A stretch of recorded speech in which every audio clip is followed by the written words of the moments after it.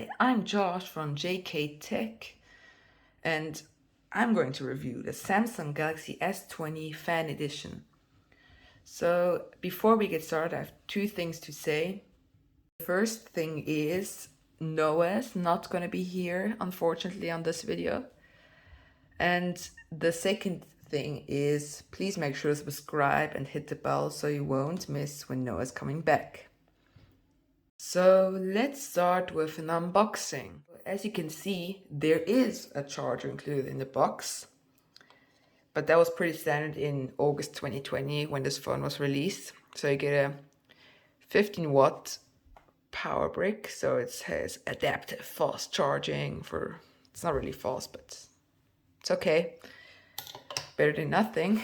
And you get a USB-A and a USB Type-C cable.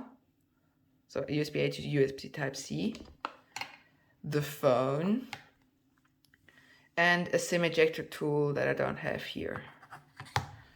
So that's pretty much it.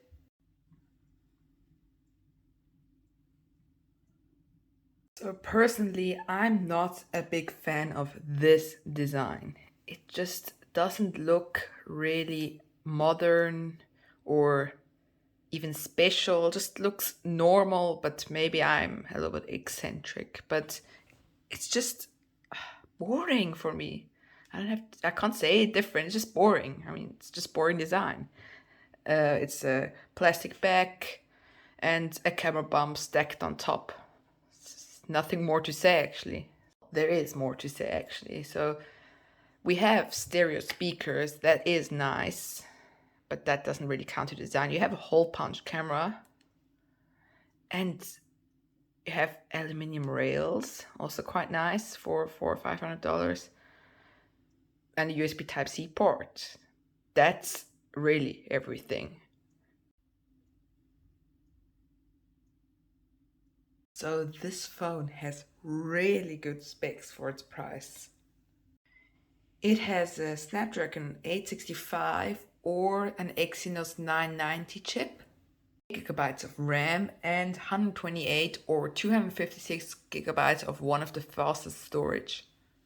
It's IP68 water and dust resistant for 1.5 meters in up to 30 minutes, and even a 4,500 milliamp hour battery.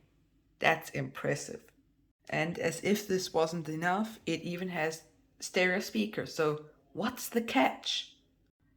Let me think. Maybe it's a chip. So the Exynos 990 specifically has some problems. So it's not efficient. It's really inefficient. Like, it's really inefficient. If you compare to a Snapdragon 865, it's about 20% behind in benchmarks and battery. So I would go for the 865, but it's $100 more expensive if you go for the 865. That could be a catch.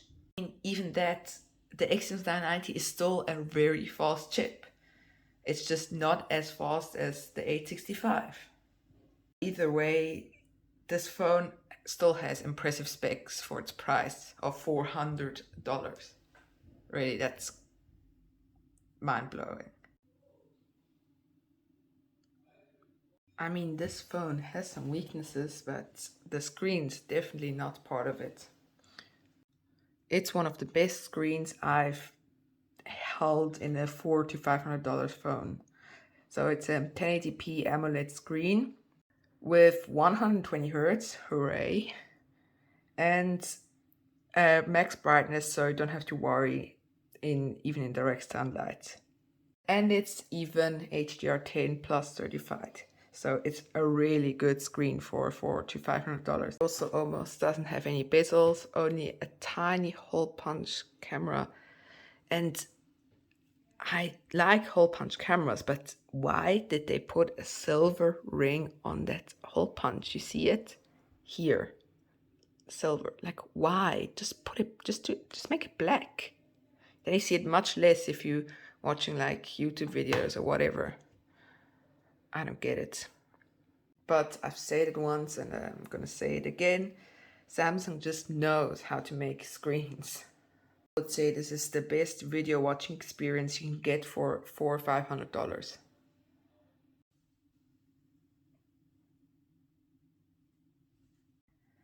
I mean, we still didn't find out what the catch is on this phone. So why it just costs $400 to $500. Well, we said the Exynos maybe, but I mean, that's still a high-end chip. Or what did we also say? Nothing else actually. Maybe it's the battery. Also not. It's a 4,500 milliamp hour battery. So it's a big battery.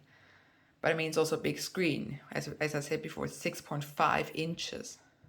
That's quite big. But I mean, I get 5 to 6 hours of screen on time on this phone. And I mean, that's great. These are fake batteries, just to say. So yeah, and I mean, it's also not thick, the phone, as you can see. It's quite slim. So I can't see a catch even in the battery. Well, we can get, maybe that could be a catch. So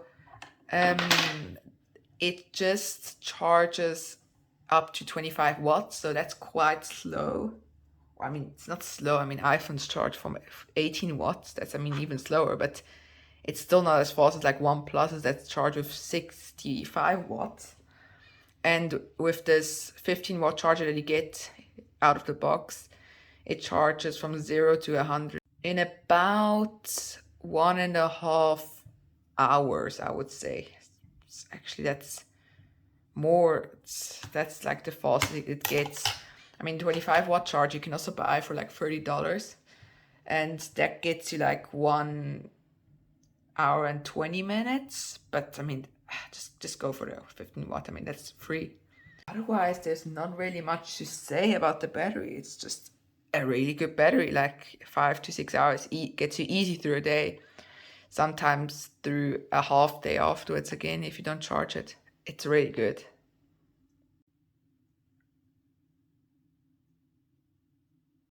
So at first glance, this camera system looks like a bad camera system. So you get a 12 megapixel ultra wide camera, a 12 megapixel main camera, and an 8 megapixel 3x telephoto lens. So nothing special actually.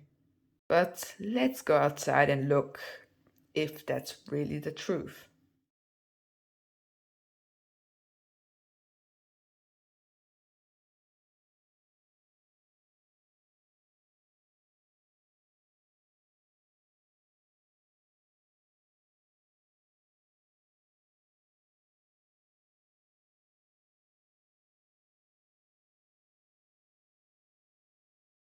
So before I say something to the camera quality or the photo quality of the phone, I would like to know what you think. So please write in the comments what you think.